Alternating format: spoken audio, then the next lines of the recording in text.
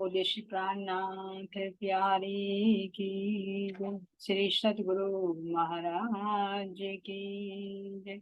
सतगुरु श्री रामचंद्र जी महाराज की जय। तीनों पुरी धाम की जय। सर्व सुंदर साथ की जय। बंदो सतगुरु चरण करूँ सो प्रेम प्रणाम। अशुभ हरण मंगल करण धन श्री देव चंद्र जी नाम। श्री प्राणनाथ निज मूलपति श्री मेरे राज शुभ नाम। तेज कुंवर श्यामा युगल को पल करूं प्रणाम। पिया जी को पल पल करूं प्रणाम। श्री प्राणनाथ तुम सत्य हो तुमसे चलत जहाज। मैं अधीन करनी नहीं आग्रह कीला बाग्रह कीला। बोले श्री प्राणनाथ प्यारे की भगवती स्वामी श्री लालदास जी महाराज की। चर्चा प्रारंभ होत है सुनो साथ चित दे। भजो श्री राज समाधि श्री प्राणनाथ सखी जीवन हमारे। श्री महामति कहे साथ जी भया चर्चा का बखत। अब तुम सुनियो चित दे लाल आगे आए बैठे न तखत। लाल आगे आए बैठे न तखत। बोले श्री प्राणनाथ प्यारे की।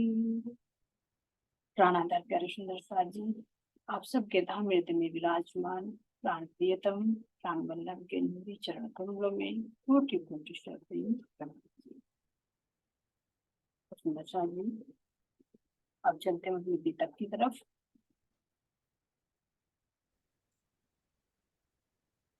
सुंदर साथ जी राज्य महाराज जी स्वामी लालदास जी महाराज जी के माध्यम से क्या बता रहे हैं कि किस तरह से इस माया कितनी बलशाली है, किस तरह से हम इसमें फंसे हुए हैं। तो किसके माध्यम से बता रहे सुंदर साथ जी? दीप बंदर में जयराम भाई कंसारा को एक माध्यम बनाकर हम सबको पढ़ते हैं, हम सबको दिखा रहे। क्या दिखा रहे हैं कि इस माया को देखो ये कितनी बलशाली। और किस तरह से तुम अगर कह रहे हो कि हम परम धाम के साथी हैं तो तुम्हारी रहनी क्या है, अपनी रहनी को तुम पहचानो। इसमें महाराज जी क्या कह रहे हैं? यो वचन खंडने के श्री जी कहे बेशुमार कई दृष्टांत देखे किया जीवता खबरदार। जीवता खबरदार तो कई दृष्टांत देखे है ना। कितनी तरह से दृष्टांत दे देकर कि ये माया देखो कितनी बलशाली है, कौन इससे आज तक अघाया है और तुम इसमें जो फंसे हुए हो तो तुम कैसे इससे निकलो। तो इसमें सर्वप्रथम क्या दिखा सुंदर साथ जी? माया का बल दिखाया जिस माया को हम देख नहीं। तो जयराम भाई कंसारा को नहीं है, श्री जी हम सबको बता रहे हैं कि देखो जिस माया को तुमने देखने की इच्छा की थी और तुम मूल मिलाव में बैठ गई, क्योंकि अपनी बुनियाद करा दी ना कि तुम मूल मिलाव में बैठे हुए ही इस माया को देख रहे हो और देखते देखते ये माया कितना तुम्हारे ऊपर रंग चढ़। तो अब ये देखिए सुंदर साथ जी की माया कितनी बलशाली, इसका अनुभव हमें करना। क्यों? क्योंकि इसी का तो खेल देखने के लिए है। तो इसका दृष्टांत देकर महाराज जी कह रही हैं कि सबसे पहले कह रहे हैं कि सबसे पहले मैं माया को ही दिखाता हूँ, पहले खेल दिखाए के पीछे मूल बता। क्योंकि जब तक हम इस माया को नहीं देखेंगे, इसके बल को नहीं समझेंगे, तो हम धाम की तरफ को कैसे दौड़ें। तो इसीलिए सबसे पहले जो पहला ही सुंदर साथ जी रास ग्रंथ के प्रकरण है, जो पहली ही चौपाई आती है कि हवे पहला कहूँ मोह जलनी बात, तेता दुख रूपी दिन रात, दावा नल बले कई बात, तेनी केतली कहूँ। तो ये माया का प्रकरण ही, माया की बात ही शुरू में क्यों रख दी वाणी शुरू, ताकि जिस माया में हम फंसे हुए हैं, इस माया के अस्तित्व को समझ ले, इसको समझ ले, इसका में क्या सार है, कितने इसमें दुख हैं, तो तभी तो हम इससे छोड़कर, इससे बचकर अपने धाम की तरफ को दौड़ेंगे। और जब तक हमें इसी का नहीं पता रहेगा, तो हम अज्ञानतावश इसी को सत्य समझते हैं। तो इसीलिए श्री जी ये कह रहे, सबसे पहले कह रहे कि मैं सबसे पहले तुम्हें माया का ही बल दिखाता हूँ कि इस माया को देखो कितनी बलशाली। ये जो मोह जल है, मोह रूपी जल है सुदर्शन जी, यही दीप बंदर है हमारे, क्योंकि एक आइलैंड है जैसे कि वो चारों तरफ जल से गिरा हुआ है, तो ये भी तो मोह सागर से गिरा हुआ है चारों तरफ से, जिसमें हम बैठे। इसी माया का बल दिखा के कह रही हैं कि दावा नल बले कई भांत, तेनी केटली कहूं विख्यात।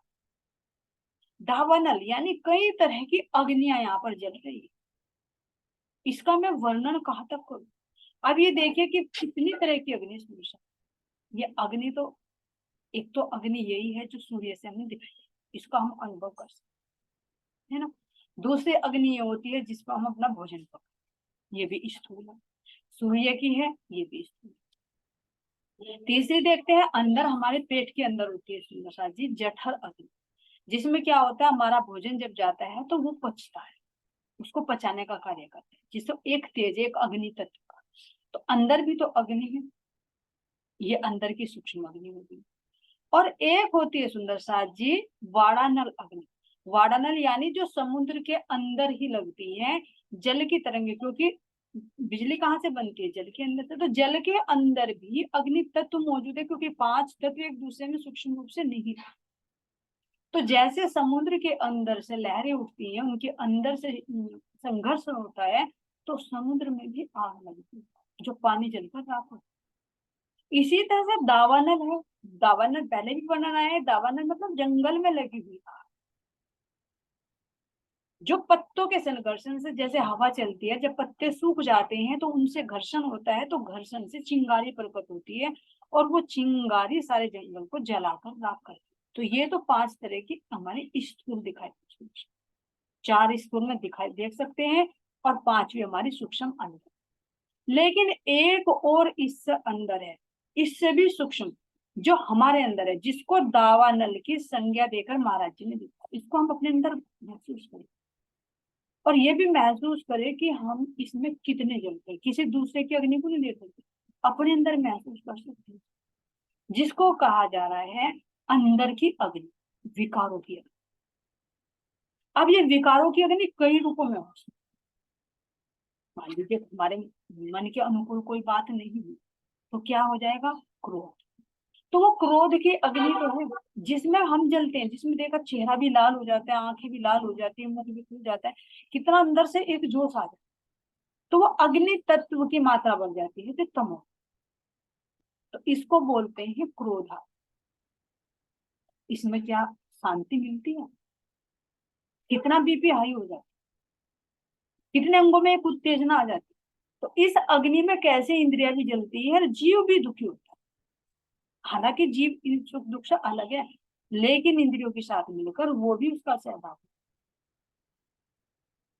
कि कोई हमें पसंद नहीं है, कोई हमारे से आगे बढ़ रहा है किसी भी क्षेत्र में, धन के क्षेत्र में, विद्या के क्षेत्र में, और यहाँ तक कि किसी का बच्चा भी अगर आगे बढ़ रहा है, पढ़ाई में उसके मार्क्स कम ज्यादा आ गए, मेरे के कम आ गए, तो कितनी ईर्ष्या हो जाती।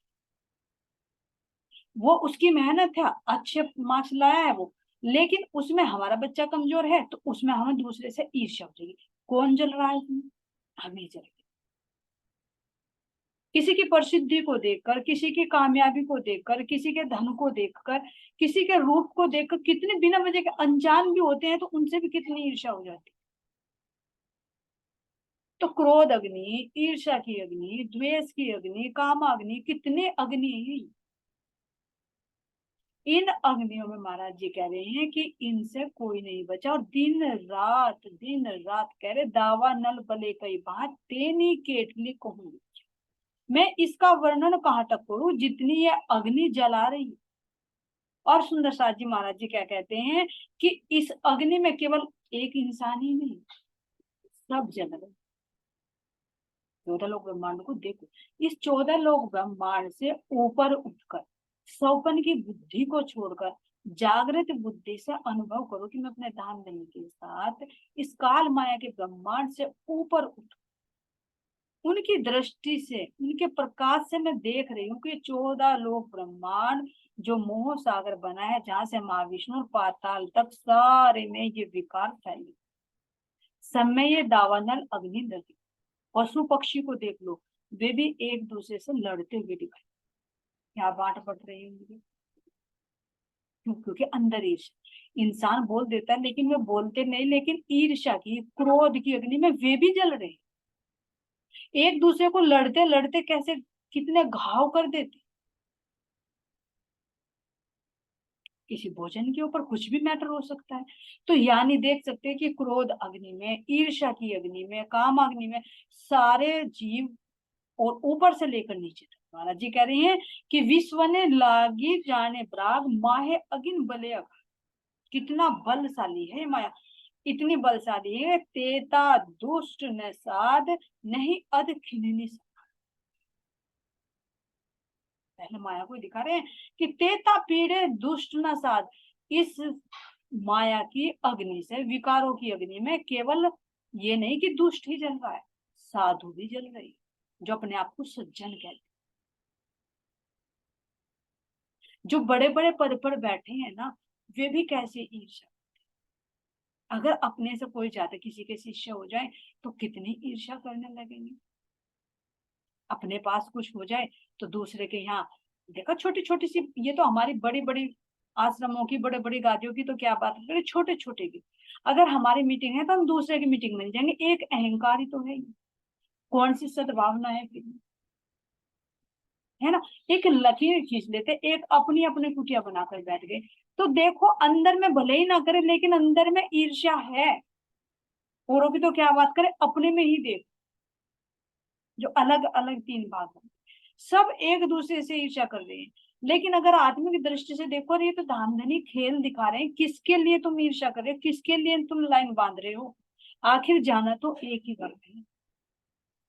तो यहाँ पर दुष्ट तो है ही है, यानी जो विकारों से ग्रसित है वो तो चलो इसमें अग्नि में जल ही रहा है, लेकिन जो अपने आप को ज्ञानी ध्यानी कहते हैं ना, तो उनके अंदर भी ईर्ष्या, अब उनके अंदर तो हमें अपने अंदर भी देखनी कि कहाँ पर वो ईर्ष्या खड़ी हो आएगी, क्योंकि जीव है, शरीर है, आएगी। लेकिन अगर वो जागृत बुद्धि से, आत्मा की दृष्टि से उसको दृष्टा बनकर देखे तो कोई विकार नहीं, क्योंकि देख, लेकिन वो वृक्ष ना, वो क्रियाशील ना, क्रियाशील होगी तो क्या होगा, वो जैसे ज्वालामुखी फटती है ना, वो फट जाएगी, सारे में क्या हो जाएगा, आग ही आग है।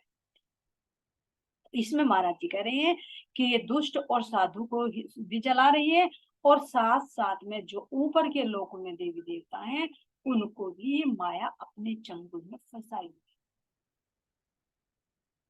अब ये निंदा नहीं है सुंदर, कोई ये कई देवी देवताओं की निंदा है नहीं, वे सब अपने अपने इष्ट सबके लिए सम्मानीय है सम्मानीय, क्योंकि इस जीव से तो श्रेष्ठ है, वे ज्यादा पावर उनके पास, सूक्ष्म शरीर लिए हुए, ज्यादा पावर लिए हुए।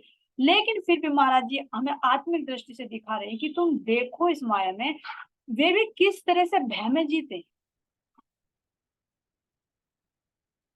दुख है, व्याधि है, जरा है, और ये मृत्यु है, ये चार चीजों ने 14 लोगों को घेर रखा है।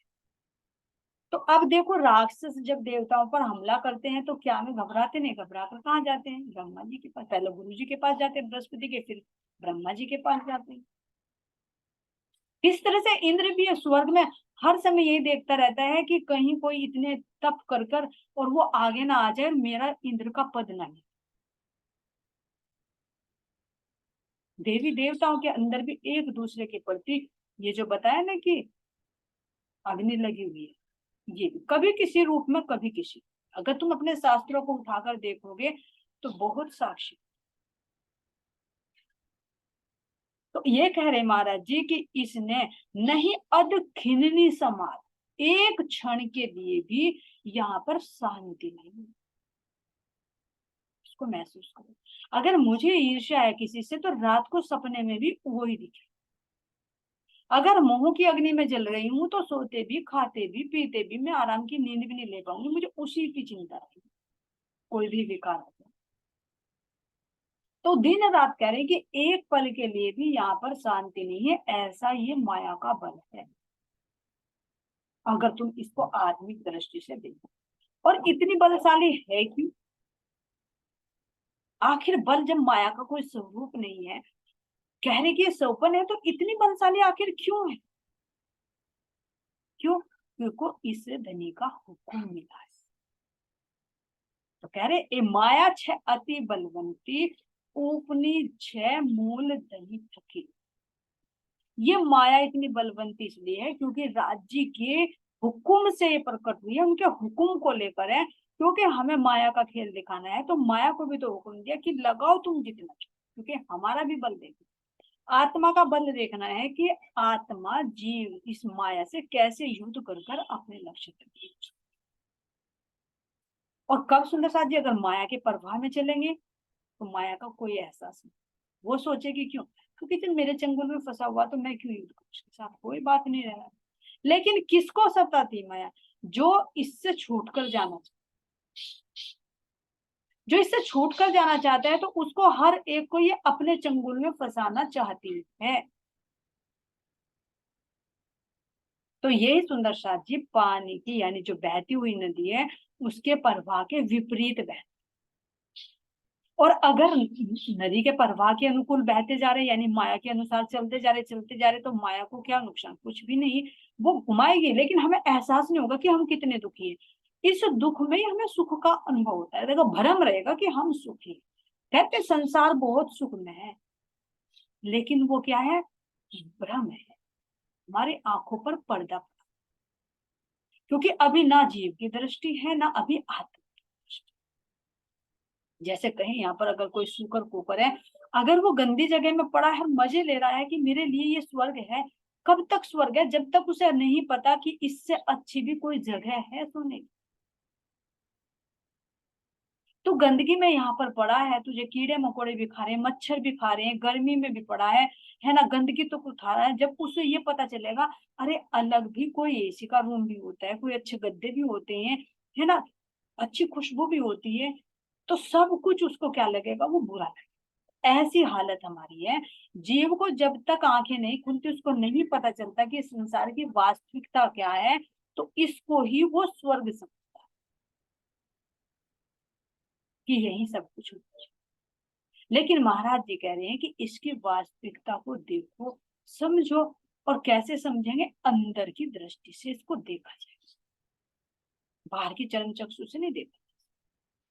तो इसीलिए कह रहे हैं कि धामधनी के हुक्म से इतना बल लेकर खड़ी है कि जिसके बल को कोई भी नहीं हट सकता, इसके सामने को किसकी तुलना कर रही है? मुनि जन ने मना व्याहार, शिव ब्रह्मादिक न लहे। मुनिजन, जितने भी मुनिजन है, बड़े बड़े ऋषि मुनि हो गए, देखो सबने पढ़ रखे हैं ग्रंथ, पहले तो नहीं पता था, लेकिन अब पता लग रहा है कि जो बड़े बड़े कहते कि भाई दुर्वासा ऋषि है, कितने ऋषियों ने तप किया, और आकर कोई मेनका न कोई उर्वशी ने आकर कैसे कैसे उनकी तपस्या भंग। तो वो क्या है, वो अंदर के विकार ही तो हैं जो आते हैं और हमें ध्यान से अलग आता। और ये मुनि कौन है? ये हमारी आत्मा ही है। जब हम आत्मा के मार्ग पर अपने चलते हैं तो ये मन कैसे हावी हो जाता है, मन अनेक रूप लेकर, कभी संसार के लोभ का, कभी यहाँ के अहंकार का, कितने रूप लेकर खड़ा हो जाता है, और उस रास्ते से ये हटा। तो बड़े बड़े ऋषि मुनि हुए, इनको देखो कि कहाँ पर किसके साथ में क्या रुकावट आती है, तो चलते चलते कहाँ पर वापस आ जाते। तो मुनि जन ने भी हार मानी, और आगे क्या कह रहे हैं, शिव ब्रह्मादिक न लहे पा। जो शिव है और जो ब्रह्मादिक है, ब्रह्मा आदि देवता है, ये भी इसके चंगुल से नहीं छूटे। और ब्रह्मा जी ने भी देखो, जब भागवत के अंदर आता है कि कितनी बार सृष्टि की रचना की, है ना, बार बार करते हैं, फिर नहीं बन पाती, फिर सतोगुण रजोगुण को करते हैं, फिर एक गुण कम रह जाता है, फिर सृष्टि नहीं बनती, फिर उन्होंने राक्षसों की उत्पत्ति की, तो राक्षस कैसे उन्हें खाने के लिए दौड़ते हैं, फिर उन्होंने कैसे सरस्वती को प्रकट किया, फिर कैसे मोहित हो जाते हैं। ये सब क्या है? माया। तो ब्रह्मा आदि देवताओं को भी इसने नहीं छोड़ा। और क्या कह रहे हैं कि जो शिव है, शिव को भी, शिव कौन सा सुंदर शक्ति, जो सुमंगला शक्ति है, जो कहते हैं ऊपर चिदानंद में 5 शिव हैं, और उस चिदानंद का ही प्रतिबिंब सुमंगला है, और सुमंगला का प्रतिबिंब रोधनी शक्ति है, उसके ऊपर जब आवरण डलता है माया का, तो वो भी इस संसार में उत्पत्ति हो जाती है। जो कहते हैं ना कि शिव से उत्पत्ति हुई, समझो उसको शिव को। तो जब माया का आवरण पड़ता है तब शिव से इसकी उत्पत्ति होती है, जो अक्षर ब्रह्म जी का मन है स्थूल। तो यहां तक भी, और यहां से भी देखेंगे सुंदर साथ जी, पुराणों में, हमारी कथा में बहुत सारे कथानक मिलते हैं, है ना। जैसे आता है कि जब समुद्र मंथन हुए तो विष्णु भगवान की किसका सुंदर रूप धारण करके आए, मोहिनी रूप धारण करके, और शिव जी भी कैसे उन पर मोहित। जब विवाह आता है, उसमें आता है हमारे सुंदर साथ जी, श्रावण मास में लगाई जाती है, कौन सी मेरे ध्यान में नहीं है, रामचरितमानस शायद, कौन सी में मेरे ध्यान में नहीं आ रहा, शायद शिव पुराण में है, कि जब पार्वती ध्यान अवस्था में होते हैं तो पार्वती जी से शादी करने के लिए कहा जाता है, लेकिन वे मना कर देते हैं कि मेरी ध्यान समाधि भंग हो जाएगी। लेकिन फिर भी वे शादी कर कर किसका करते हैं? संसार से मतलब संबंध जोड़ते हैं, बाह्य मुखी होते हैं, लेकिन किस शर्त पे? कि जब मैं ध्यान अवस्था में बैठूंगा तब मुझे पार्वती डिस्टर्ब नहीं, इस शर्त। लेकिन फिर भी ब्रह्मा जी के कहने पर, बार बार देवताओं की विनती करने पर, वे भी शादी करके बाहर पार्वती कितने रूप धारण करती है, तो संसार की तरफ तो उन्मुख हुए ना। तो संसार की तरफ उन्मुख होना है, माया में ही तो आना है। तो यहाँ पर सुंदर साथ जी कह रहे हैं महाराज जी कि सुख सनकादिक ने टली, लक्ष्मी नारायण ने फरी। ये तो यहाँ बताए, देखो 14 लोक ब्रह्मांड का पूरा खोल रहे महाराज जी कि सुख सनकादिक ने नवटली, जो सुखदेव मुनि, अब पंच वासनाओं में महाराज जी कह रहे हैं कि मैंने 14 रत्न समुद्र का मंथन किया, मंथन करके मैंने इसमें से 14 रत्न निकाले। 14 रत्न में से समुद्र मंथन करके जो 14 रत्न निकले, उनमें से भी मैंने 5 रत्न निकले। तो 5 रत्न कौन से? वह है पंच वासना। 14 रत्न जो निकले वो तो फिर भी यही संसार की, लेकिन जो पंच वासना है ये बेहद मंडल, तो इनका सार तत्व निकले। तो अब यहाँ तक की तो कह दी कि पाताल से और शिखर, कैसे सुंदर शाह जी, पाताल में शेषाई विष्णु भगवान है, तो वे भी संसार की, उनकी नाभि से त्रिगुण उत्पन्न होते हैं, तो वे भी संसार की तरफ उत्पत्ति करते हैं, और 3 महीने ध्यान में बैठते हैं, जो अब बैठे, जो भी आएगी कि भाई आएंगे कि देव उठानी होगी एकादशी में, और अब यहाँ से ध्यान अवस्था में कोई सांसारिक कार्य नहीं होता, अब ये योग निद्रा है, लेकिन फिर संसार के कार्य में लग जाएंगे। अब कह रहे हैं कि बैकुंठ में, बैकुंठ में भी जो विष्णु भगवान है, कह रहे ना ऊपर कहा कि बैकुंठ में, तो वो बैकुंठ वाले भी तो यहाँ की उत्पत्ति करते हैं, उनका मूल भी तो नीचे वाला शेषाई नारायण, तो वे कहाँ बचे? क्योंकि वे भी किससे उत्पन्न हुए? अक्षर ब्रह्म की नींद से, सौपनिक स्वरूप है, तो जब नींद में है तो वे भी भरामोशी में है, बेहद तक का तो उन्हें भी सुधि नहीं है, भले ही मूल है, भले ही त्रिगुण की परात्म अखंड में है, लेकिन सुधि नहीं है, किसके कारण? इस क्षीर सागर के कारण। तो यहाँ पाताल से लेकर बैकुंठ तक की तुलना करने के बाद अब कह रहे हैं कि सुख सनकादिक ने नवटली, लक्ष्मी नारायण ने फरी। जो सुखदेव मुनि जी जो पंच वासनाओं में है, जो अवधूत हो गए सुंदर साथ जी, जिनको ये भी नहीं पता था कि मैं शरीर में मेरे वस्त्र हैं या नहीं है, स्त्री कौन होता है, पुरुष कौन होते हैं, कुछ नहीं पता, जो जन्म लेते ही तुरंत अपने माता पिता को सब कर छोड़कर चले जाते। लेकिन जब राजा जनक के यहाँ पर कथा सुनते हैं, तो जब देखते हैं कि राजा जनक के लिए भी परीक्षा ली गई थी, राजा जनक के महल में क्या हो गया कि आग लग गई, तो चर्चा को छोड़कर तुरंत अपना जो तंबू होता है ना, उसका बना हुआ कद्दू का, उसको लेने के लिए दौड़, चर्चा को छोड़कर, जो राजा जनक सुनाते। तो वहां कह रहे कि सुखदेव मुनि जी को भी पहले एक क्षण के लिए लगी, लेकिन माया लगी, माया के अनेक रूप है सुंदर साथ जी, जो 11 रूप पीछे गिनाए थे। तो ये जरूरी नहीं कि सबके साथ माया एक ही रूप में हो, हर एक के साथ में अलग अलग रूपों में हो। अब आता है सनकादिक नवतली, इससे सनकादिक भी नहीं बचे। जो ब्रह्मा जी के 4 पुत्र हैं, जिन्हें सृष्टि उत्पत्ति की थी और कहा था कि चलो भाई तुम सृष्टि की रचना करो, लेकिन उन्होंने कह दिया पिताश्री हम सृष्टि की उत्पत्ति नहीं करेंगे, हम तो ज्ञान में लीन रहेंगे। और वे ज्ञान के ही अवतार है, ब्रह्मा जी से भी ऊपर का पद इनको मिला, क्योंकि पंचवासनाओं में आ रहे हैं। तो इनको कैसे लगे?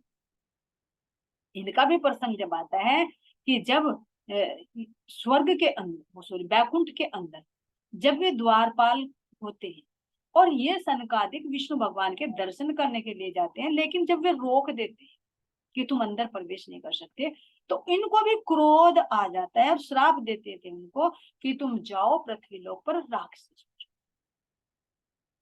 तो देखो कितनी सूक्ष्म सूक्ष्म माया हुई ना है महाराज। इनकी तो सुंदर साथ जी गिन रही है, जब ये इतनी पावरफुल हैं, इतने ज्ञान में स्वरूप हैं, इनके अंदर इतनी इतनी सी माया को लग रही है, तो अपने आप को अगर हम देखें तो कितनी माया के विकारों में ये देखिए, बिल्कुल सिर तक डूबी। देखो फिर से तक में हमने सुना कि जब श्री जी को 13 वर्ष तक कह रहे हैं कि वे अपने भाई के साथ में रहे, है ना, पत्नी के साथ में रहे, घर परिवार को भी संभाला, लेकिन सतगुरु की तो उतने भी कह रहे हैं कि 13 वर्ष माया नहीं, कि वे 13 वर्ष, शायद 13 है, कुछ और सुंदर सा जैसे माफ करना मुझे, लेकिन जहां तक मेरी याद है 13 ही है, कि 13 वर्ष में माया में गुजारा वो दोस्त। श्यामा जी ने जो कहा कि मुझे एक ऐसा पुत्र दो जो मेरे इस निजानंद संप्रदाय को चला सके आगे, वो भी दोष लगता है। तो कितने और हम कितना मांग, वो तो इन्होंने धर्म के लिए ही मांगा, अपने निजानंद संप्रदाय के लिए मांगा, लेकिन हम तो ये चीज मांगते हैं संसार की मिटने वाली चीज, यहाँ का पुत्र कि मेरा वंश चल जाए, जो एक कौन सा वंश होगा। इतनी छोटी छोटी चीज, मेरा घर बन जाए, मेरे बेटे की नौकरी लग जाए, है ना, छोटी छोटी चीज कितनी मांगते हैं, तो कितना बड़ा कह रहे हैं अमृत सृष्टि, मांग क्या रहे, जैसी जिसकी सोच। कोई छोटा छोटे लेवल का होगा, छोटे लेवल बच्चा होगा छोटा सा, तो छोटा बच्चा क्या मांगेगा, बड़ा हो गया तो बड़ी चीज मांगेगा।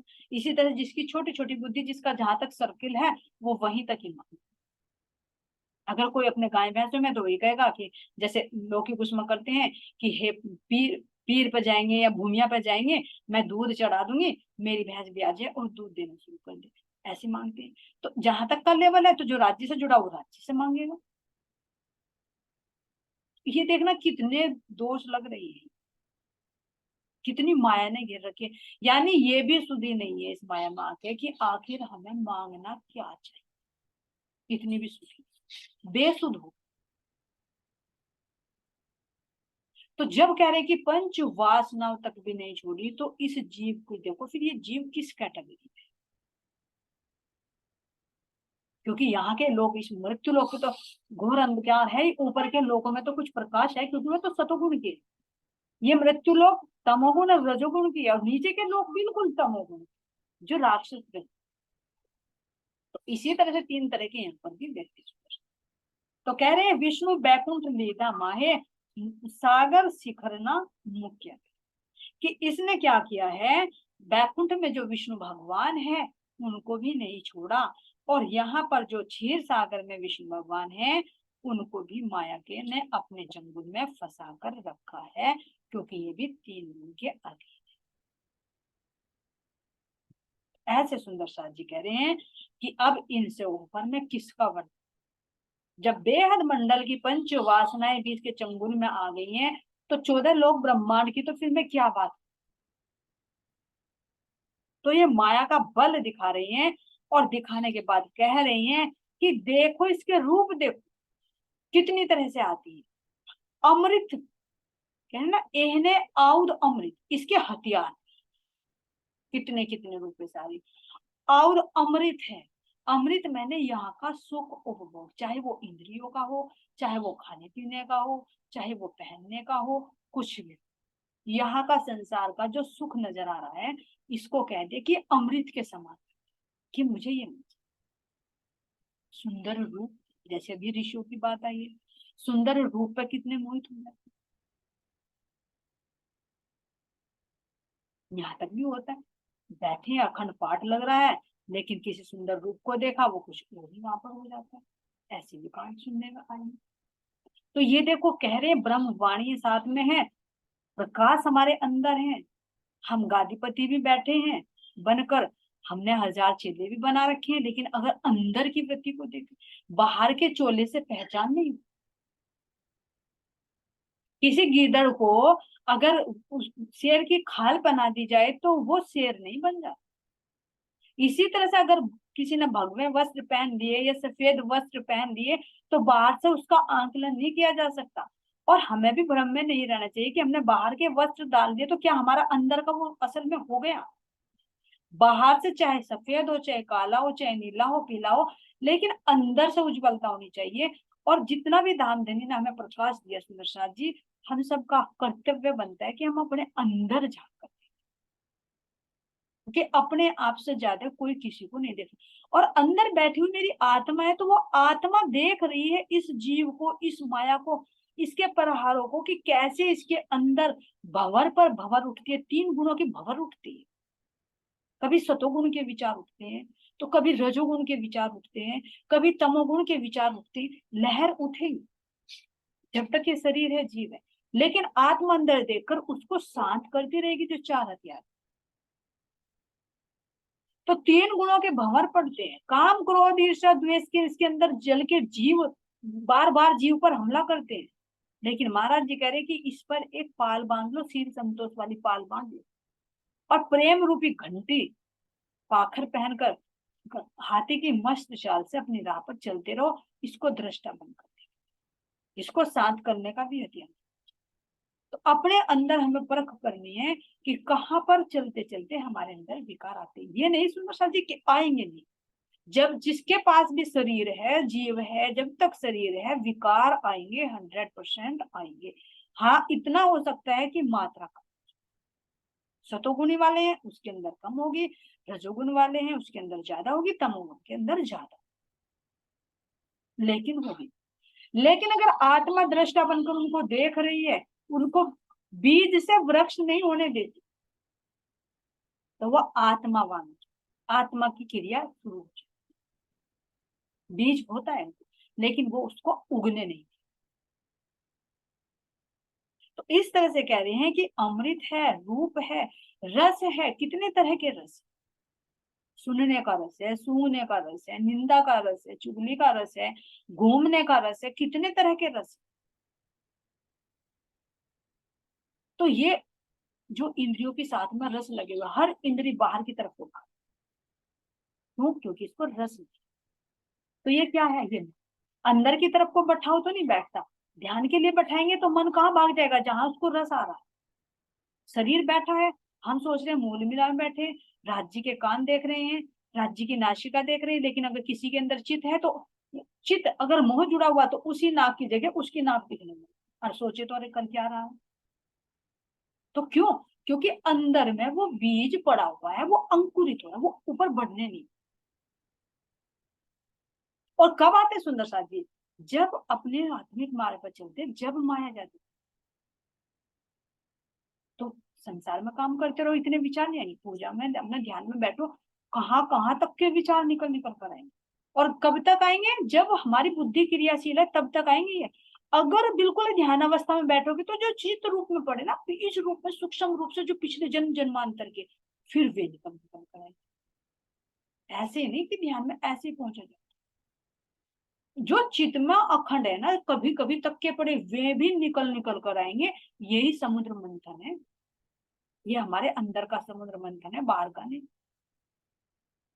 कि जब मंथन करोगे तो पहले पत्थर निकलेंगे, फिर उसके नीचे से कीचड़ निकलेगा, फिर उसके नीचे से गंदा पानी निकलेगा, फिर जाकर साफ पानी निकलेगा, फिर उसके अंदर से रत्न निकलेंगे। तो ऐसे हमारे प्रधान के तब वो रहस्य निकल निकल कर आएंगे।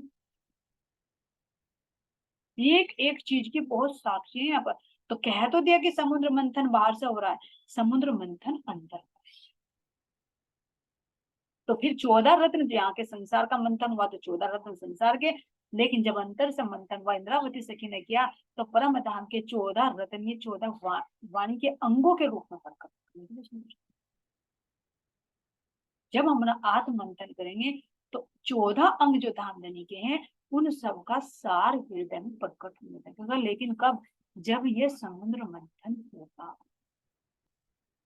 जब हम इनकी तरफ को, अपने रास्ते की तरफ को बढ़े। तो यहाँ पर सुंदर साथ जी इस माया के बल को दिखा रहे हैं। इससे आगे अगली मीटिंग में देंगे सुंदर साथ जी। एना आहुद अमृत रूप रस छल वल वल अकल अगिन कुटिल ने कोमल चंचल चतुर चपल चंचल चतुर चपल। बोलिए श्री प्राणनाथ प्यारे की श्री सतगुरु महाराज की। महामती स्वामी श्री लालदास जी महाराज की।